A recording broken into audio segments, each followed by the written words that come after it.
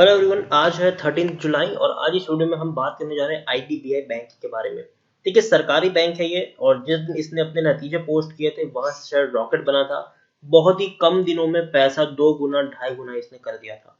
लेकिन पिछले कुछ दिन से इसमें गिरावट का माहौल भी चल रहा है। इस वीडियो में हम बात करेंगे कि आईडीबीआई बैंक में खरीदारी करना कितना सही रहेगा इस प्राइस पर, और जिन्होंने खरीदारी की है उनको क्या करना चाहिए उसके बारे में आज हम इस वीडियो में बात करेंगे। लेकिन उससे पहले अगर आपने अभी तक चैनल को सब्सक्राइब नहीं किया है तो प्लीज अभी इसे सब्सक्राइब कर लीजिए, क्योंकि आगे भी बहुत सारे वीडियोस हैं जो आपको काफी ज्यादा हेल्प करेंगे।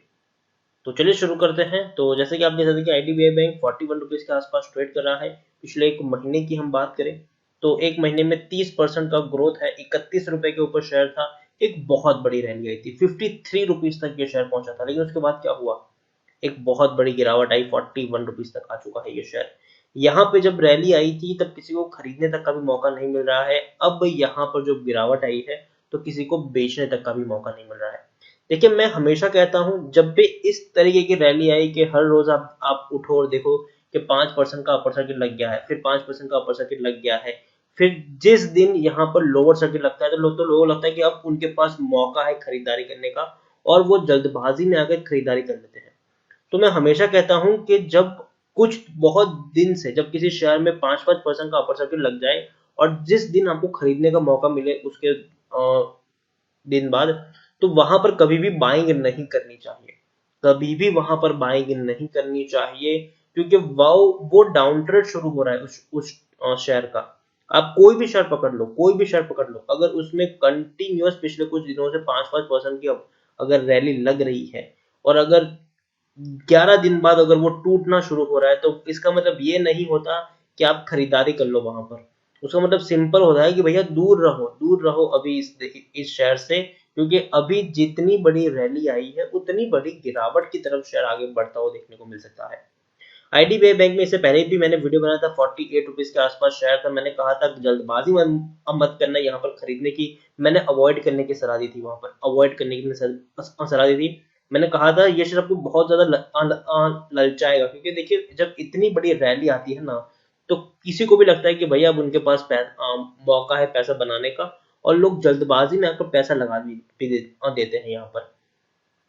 लेकिन जब डाउन ट्रेड शुरू होता है तब उनका पैसा लंबे समय के लिए फंस जाता है। तो ये चीज हमें ध्यान रखनी चाहिए। जब भी कोई शेयर कंटिन्यूअस अपर सर्किट लगा रहा होता है, तो जितनी बड़ी रैली आई है उतनी बड़ी थोड़ी बहुत गिरावट के भी प्रिपेयर रहना पड़ेगा। एक साल में अगर हम देखें तो 17 से 18% का ग्रोथ है। 17 रुपए के ऊपर शेयर था, आपको देख सकते हैं 17 रुपए के ऊपर शेयर था। लेकिन उसके बाद ऐसी रैली आई कि इसको पकड़ना तक मुश्किल हो गया। पैसा 3 गुना कर दिया था इसने, 3 गुना पैसा कर दिया था। लेकिन बाद में गिरावट का माहौल भी अभी बना हुआ है। पिछले 10 साल की हम बात करें तो आईडीबीआई बैंक में पिछले 10 साल में 67% की गिरावट है और 200 रुपए तक का हाई है। और देखिए, ऐसा नहीं है कि पहली बार ऐसी कोई रैली आई है।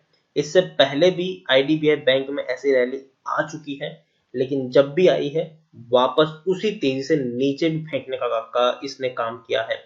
फिर रैली आई है, फिर उसी तेजी से नीचे फेंकने का भी काम किया है। देखिए, फंडामेंटली अगर हम देखने जाए तो आईडीबीआई कोई उतनी बढ़िया क्वालिटी का बैंक नहीं है। पहली चीज, लार्ज कैप स्टॉक है, 42,768 करोड़ के आसपास का इसका मार्केट कैप है। एनएससी में अगर हम देखें तो 81 लाख से भी ज्यादा का इसका वॉल्यूम ट्रेड है।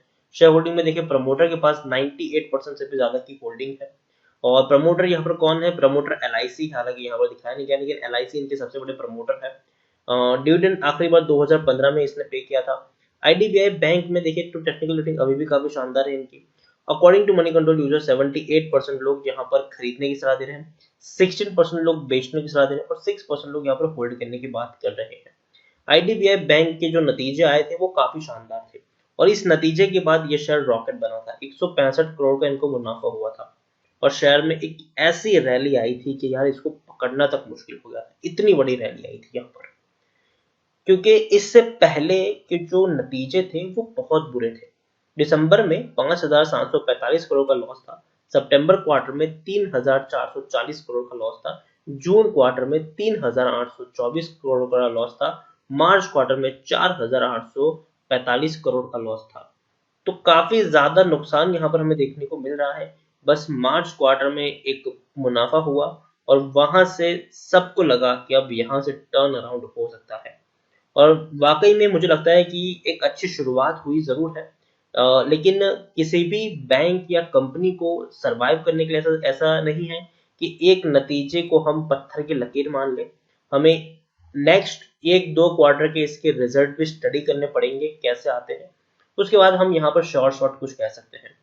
जैसे कि आप देखिए प्रमोटर के पास 98.11% की होल्डिंग है। प्रमोटर यहाँ पर एलआईसी भी है और गवर्नमेंट ऑफ इंडिया भी है। एफआईल्स पहले 0.02% की होल्डिंग थी, आज एक भी शेयर नहीं है। क्यों? एफआईल्स एग्जिट हो गए।